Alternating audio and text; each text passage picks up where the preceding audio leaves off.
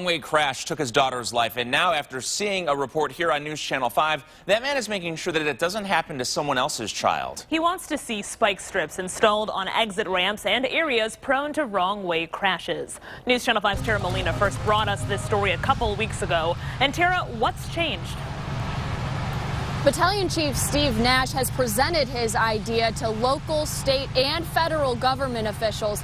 But now, Frank, a woman who lost her life in one of these crashes, was his daughter. He's sharing his story, and he's fighting for changes tonight. Frank Brown will always remember his daughter Lakeisha for her vibrant personality and contagious smile. Her smile was infectious. And that's it. A smile that he says was taken away much too soon.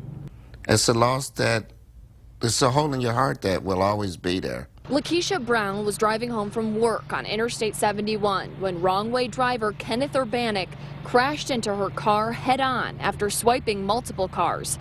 You can see the collision on this highway camera. Both drivers died at the scene. Lakeisha's father told me it's been devastating, and he won't stand for any more of what he calls preventable deaths.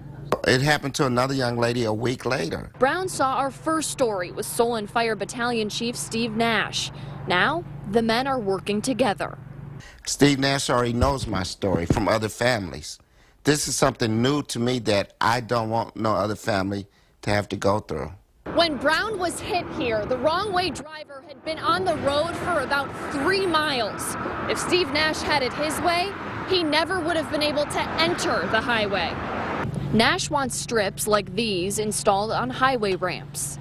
If we could install some of these spikes in some of the areas where maybe it's a high-risk area, maybe we could test it out and see if these things are going to work. He's reached out to politicians on the local, state, and federal levels. So far, the feedback has been good.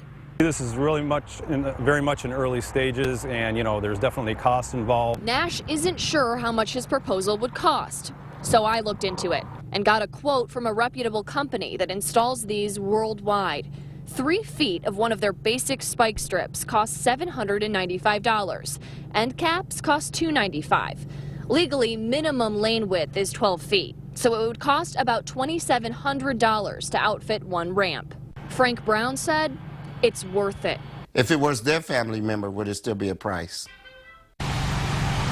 I got the numbers from Highway Patrol. There were 131 wrong-way accidents just last year. Now, I requested data on accidents near specific ramps, as well as how many ramps there are in the state, so we can get an idea of how much this would cost if this program were to happen statewide. I never heard back. Live in Cleveland, Tara Molina for The Now.